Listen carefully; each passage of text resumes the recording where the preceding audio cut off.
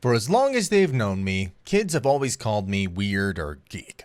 But after a haircut and laser eye surgery, that all suddenly changed.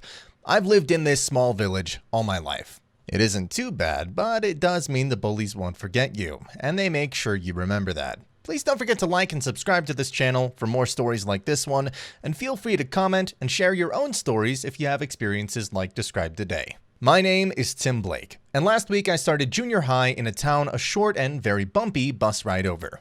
I was excited to start fresh until everyone else followed me, along with their childish taunts and gossips. These don't usually bother me. I didn't care what other people thought about me. That is, except for her, Jasmine Crescent. She sat behind me in English class, and we used to be close growing up until our differences and my own bitter social stigma pushed her away. Now she just laughs like all the others. That didn't stop me from caring, though. It didn't stop my heart from pounding or my eyes from staring briefly longer than what you could call a passing glance. I stayed at home most of the weekend. It was the perfect weather to be outside, but I had no friends or reasons to leave, so I played video games from my room. On Sunday, my mom wanted to take me out shopping, hinting with a devilish smirk that it could be involved with one thing she was good at, and I was being overprepared way too early. After a brief stop at the food court, she led me to a new wing of the mall I didn't know was there. There were no game stores there, so that figures. We approached a large open store, adorned with screens of intense white light between its wide glass panels. The screens read Goldman's Opticians, and I blinked at her in confusion while recovering my vision. I asked her what we were doing, but she only smiled as we entered. The receptionist nodded to her, and we sat in the waiting room before she finally answered me. She explained that she knew I struggled with my glasses, and that I was miserable at school, hoping that other kids would pick on me less without them, or at least give me enough self-esteem to not worry about it. After the procedure, I had to wear sunglasses, which made my vision even worse. But the doctor assured me by tomorrow I would feel like a new man, and they really weren't kidding. I woke up the next morning astonished and partially disgusted at how well I could see now, noting all the dirty and cobwebbed corners of my bedroom, which I resolved I might clean when I get home if I felt like it. I raced downstairs, feet barely touching each step as I ran. My mom cheered at my own excitement, tears welling up in her eyes when she saw the difference in me after the surgery. I hugged her and then set out about getting ready for the school day, feeling oddly confident and excited for once about what the day might hold for me. Would anyone else notice, or would anyone else care? I pushed aside the negativity, and I felt a surge of pride. Maybe it was this odd feeling that pushed me to change my look even further. Standing in front of the grubby bathroom mirror, I stared at my reflection, studying it like it was the first time I ever saw myself. But the longer I looked, the worse I felt. Spots previously a blurred pink now looked a vibrant red against my pale complexion, and my smooth, dark hair glistened with grime and grease from lack of care and maintenance. My mind raced as I thought about what to do. My hand moved on its own and lunged forward, grabbing a tub of my brother's hair gel. Quick thinking. This way it would at least disguise it until I can wash it later. Scooping out a large chunk of the thick green gloop into my fingers before rubbing it carefully over my head. Immediately my head felt different. Weird. It became heavier and firmer, like I was being squeezed by a small hat. I clawed some of the gel out of my hair and combed the rest through until it was a little more bearable.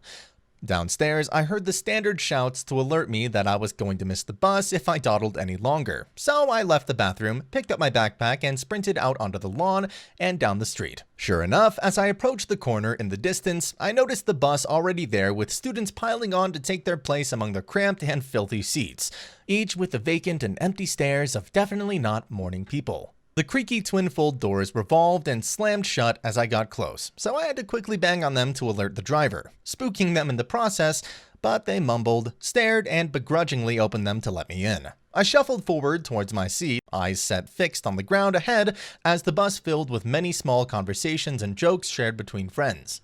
One thing I did find odd was that no one had called out to me or hit me with something as they liked to do, but I waved it off that the usual offenders were probably busy and didn't notice my late arrival after missing me in the hordes of students waiting outside moments ago. Time flew by, and I arrived at the school safely. Occasionally, a few students glanced in my direction, but quickly turned away when I noticed them. The strangeness continued as crowds of students began clearing the way for me to pass in the hallway. Me, the same kid that just last week they probably would have tripped instead. I got into class as the bell rang and the teacher was already in the middle of starting the lesson. I felt her hand clasp my shoulder as I passed her by. She introduced me as a new exchange student, Now I realized why everyone else had been nice to me. They didn't recognize me at all. I bumble my way through a casual introduction and then go sit down at my desk. Jasmine smiles warmly at me and I smile back.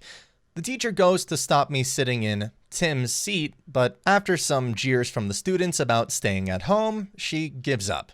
The rest of the lesson progressed without issue. I wasn't picked on to answer questions or the butt of anyone's jokes. On the contrary, I got a few friendly waves and hellos from people I had known for years. I smiled politely back and, truthfully, I still couldn't give a damn about what they thought. As the clock slowly ticked down towards the end of class, my attention began to stray from the busy chalkboard and the teacher's speeches, only snapping back to awareness when I felt a sharp and unexpected prod on my back. Turning around slowly, I see Jasmine leaning over the front of her desk, her luscious blonde hair flowing down like golden waterfalls over her and settling on the table below. Between her fingers was a small piece of paper that looked like it had been hastily ripped out of her notebook. She offered it to me, and after a pause of me adjusting to the scenario, I take it.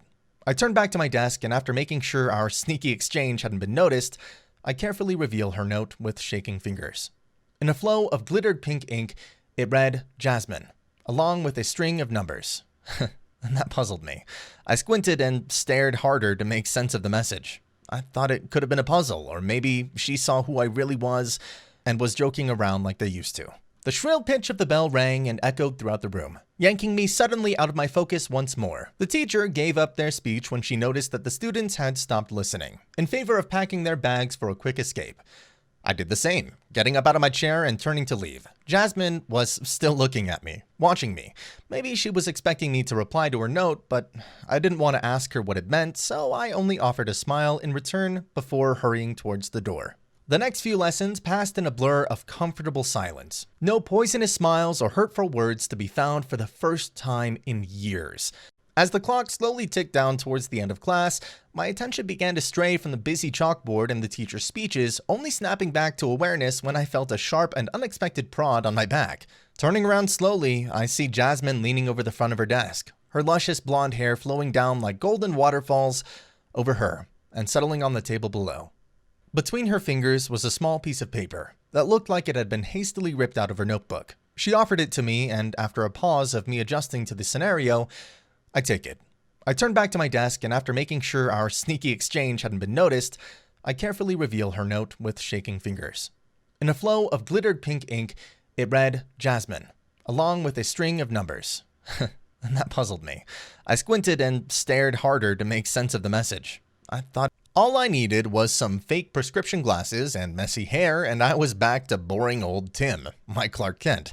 As Superman, I walked the crowded hallways of the school with new confidence, smiling openly and charming pretty girls with mere glances. My charm was an illusion, a crude mask of my true and still geeky self. Of course, I didn't have the strength to talk to girls, but I upheld that my stoic beauty added to my charm and mystery.